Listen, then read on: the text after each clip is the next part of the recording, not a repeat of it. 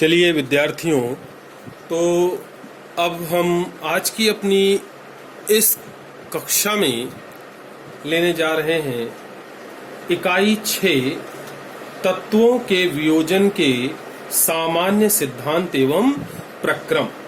ठीक है बेटा, पृथ्वी के जितने भी भाग हैं सभी भागों में तत्वों का वितरण कैसे है इसका अध्ययन करने के लिए पृथ्वी को 3 भागों में बांटा जाता है। वायुमंडल, जो पृथ्वी को घेरे हुए गैसों का आवरण है उसे वायुमंडल कहते हैं। धरती का भाग स्थलमंडल कहलाता है और जल से घिरा हुआ भाग, जलमग्न भाग, स्थलमंडल कहलाता है। ठीक है, अब हम बात करते हैं स्थलमंडल के तत्वों की। पृथ्वी के इस भाग में बाहर के धरातल और भीतरी भाग में पाए जाने वाले ठोस भाग आते हैं, जैसे पहाड़, मैदान, रेगिस्तान, चट्टानें आदि। ठीक है, इस क्षेत्र में अधिकांश तत्व संयुक्त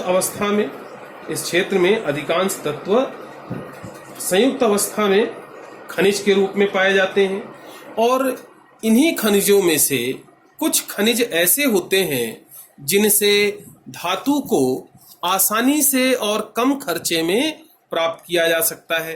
तो ऐसे जो खनिज हैं जिनसे धातु को आसानी से कम खर्चे में प्राप्त किया जा सकता है उन्हें अयस्क कहते हैं।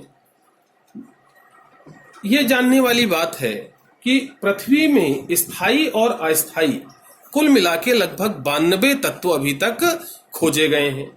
ठीक है, इन तत्वों में नाइट्रोजन, ऑक्सीजन, उत्कृष्ट गैसें, सोना आदि जो तत्व हैं ये मुक्त अवस्था में पाए जाते हैं, जबकि अन्य तत्व दूसरे तत्वों के साथ संयुक्त अवस्था में पाए जाते हैं यौगिकों के रूप में। ठीक है, कुछ तत्वों को मनुष्यों ने नाभिकीय क्रियाओं द्वारा बनाया है।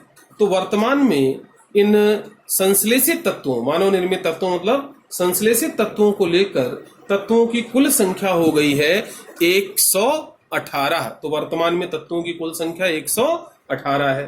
ठीक है, भूपटल में विभिन्न खनिजों में बहुत से खनिज पाए जाते हैं।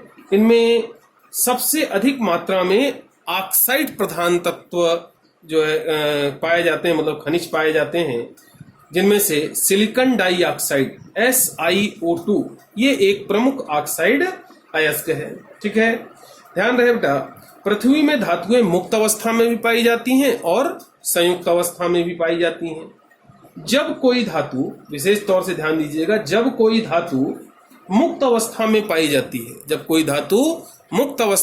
जाती है, तब उसे प्राकृत कहा जाता है। जैसे सोना, चांदी, प्लैटिनम आदि जो धातुएं हैं ये प्राकृत धातुएं हैं क्योंकि ये मुक्त अवस्था में मिलती हैं।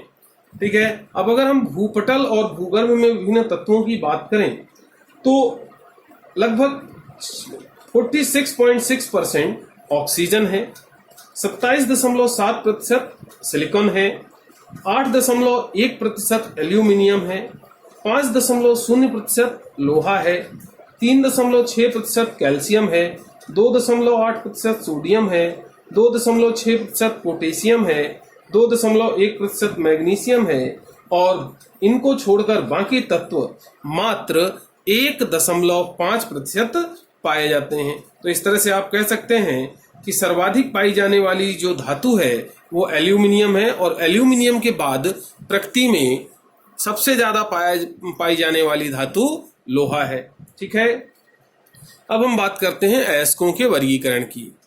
मुख्यतः जो धातु है वो खनिज के रूप में मिलती है, लेकिन खनिज से हम धातु को प्राप्त नहीं कर सकते। तो ऐसे रूप जिनसे धातु को प्राप्त किया जा सकता है वो अयस्क कहलाते हैं। तो अयस्कों के वर्गीकरण की बात करते हैं। अयस्क को मुख्यतः 4 प्रकारों में बांटा जाता है। अभी हम विस्तृत वर्गीकरण की बात करेंगे, लेकिन मुख्य रूप से 4 प्रकारों में बांटते हैं। मुक्त अयस्क, जिसमें धातु मुक्त अवस्था में पाई जाती है। सल्फर और आर्सेनिक युक्त अयस्क, ये सल्फाइड और आर्सेनाइट के बने अयस्क होते हैं, जैसे PbS, CuFeS2 आदि। ऑक्सीकृत अयस्क, ये धातु ऑक्साइड या ऑक्सी लवणों के रूप में पाए जाते हैं, जैसे carbonate, nitrate, sulphate, phosphate, silicate आदि। और हैलाइड सबसे अधिक, अगर इसमें हम बात करें हैलाइड एस्क को, वैसे तो हैलाइड एस्क बहुत कम मिलते हैं, लेकिन यदि हम बात करें तो सबसे ज्यादा मिलते हैं क्लोराइड एस्क, जैसे rock salt, NaCl, carnallite, KCl, MgCl2 fluorspar, CaF2 आदि।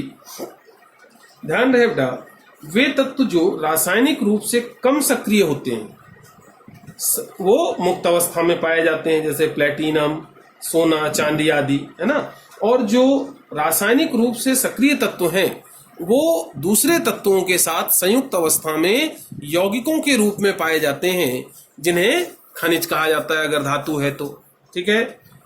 स्थल मंडल में पाए जाने वाले प्राकृतिक पदार्थ जिनमें धातु पाई जाती है उन्हें एक साथ क्या कहा जाता है? खनिज कहा जाता है।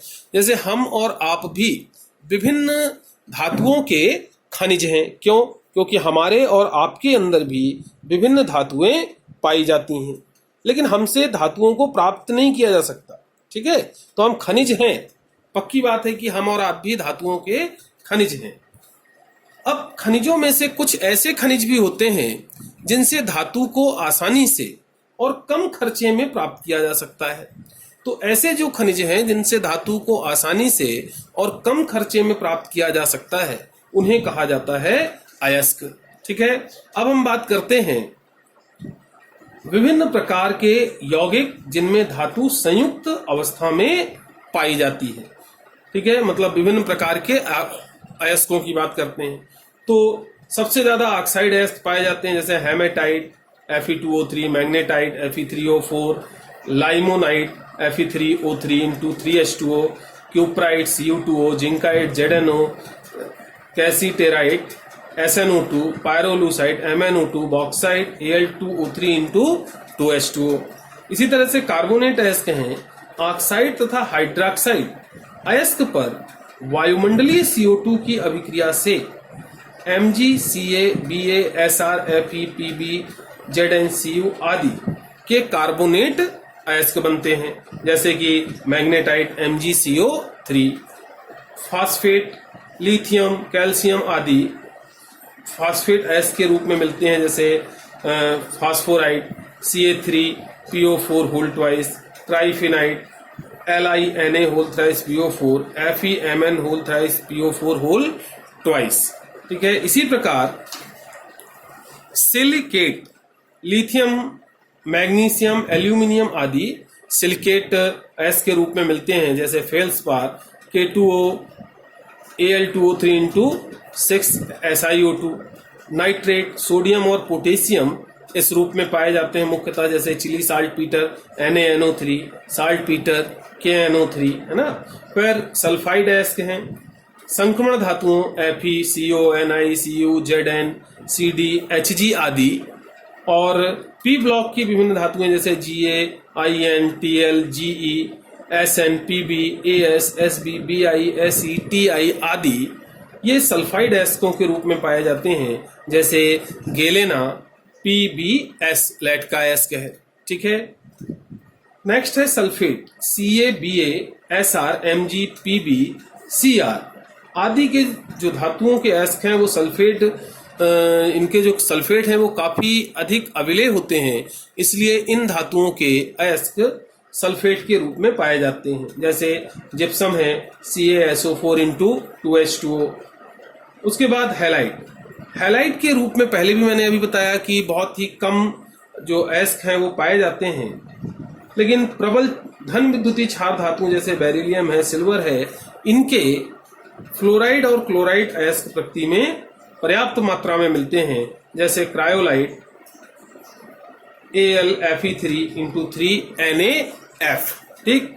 अब हम इन समूहों के कुछ अयस्कों के नाम और सूत्रों की बात करेंगे। ठीक है, तो सबसे पहले हम कार्बोनेट अयस्क की बात करते हैं। मैग्नेसाइट, इसका सूत्र होता है MgCO3। Dolomite MgCO3 CaCO3। चूना पत्थर कैल्साइट, आइसलैंड स्पार या संगमरमर, इसका फॉर्मूला होता है CaSO3। विदेराइट BaCO3, malachite CuCO3 into CuOH whole twice, एजूराइट CuOH whole twice into CuCO2CuCO3, साइडेराइट FeCO3, calamine ZnCO3, सेरूसाइट PbCO3। इसी तरह से मुख्य फास्फेट अयस्क हैं फास्फोराइट CaPO4 whole twice, ट्राइफिलाइट LiNa whole thrice PO4, FeMn whole 4 PO4 whole twice। Nitrate अयस्क हैं Chile saltpetre NaNO3 और saltpetre KNO3। और नेक्स्ट जो कैटेगरी है वो है सिलिकेट अयस्क। फेल्सपार फॉर्मूला है K2O into Al2O3 into 6 SiO2। क्योलिन formula है Al2O3 into 2 SiO2 into 2H2O। Asbestos CaSiO3 into 3 MgSiO3। Talc का सूत्र है Mg3SiO10 OH whole twice। और बेरिल ये होता है 3BeO into Al2O3 into 6 SiO2। इसी तरह से सल्फाइड अयस्क हैं iron pyrites FeS2, copper pyrites CuFeS2, copper glance Cu2S, cinnabar HgS, zinc blende ZnS, argentite Ag2S, ruby silver Ag3SbS2 S3, galena PbS। और सल्फेट अयस्क हैं जिप्सम जैसे CaSO4 into 2H2O, बेराइटीज या हैवी स्पार BaSO4, एप्सम लवण या एप्सोमाइट MgSO4 into 7H2O, कीसेराइट MgSO4 into H2O। ठीक है, तो ये बेटा आज का हमारा शीर्षक है। हम चैप्टर 6 प्रारंभ कर रहे हैं आज की इस क्लास से, ठीक है, जिसका नाम है तत्वों के वियोजन के सामान्य सिद्धांत एवं प्रक्रम।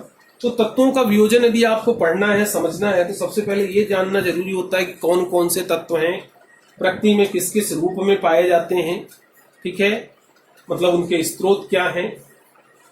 ठीक, तो धातुएं प्रकृति में जिस रूप में मिलती हैं उन्हें खनिज कहा जाता है। खनिजों में से कुछ खनिज ऐसे होते हैं जिनसे धातु को आसानी से कम खर्चे में प्राप्त किया जा सकता है, उन्हें अयस्क कहते हैं। तो अयस्कों के माध्यम से धातुएं प्राप्त की जाती हैं। आपको याद रखना चाहिए मुख्य अयस्कों के नाम और सूत्र, ठीक है, परीक्षा उपयोगी है, कई बार परीक्षाओं में पूछे जाते रहते हैं। तो चलिए आज के लिए बस इतना ही, आगे बात करेंगे अगली क्लास में।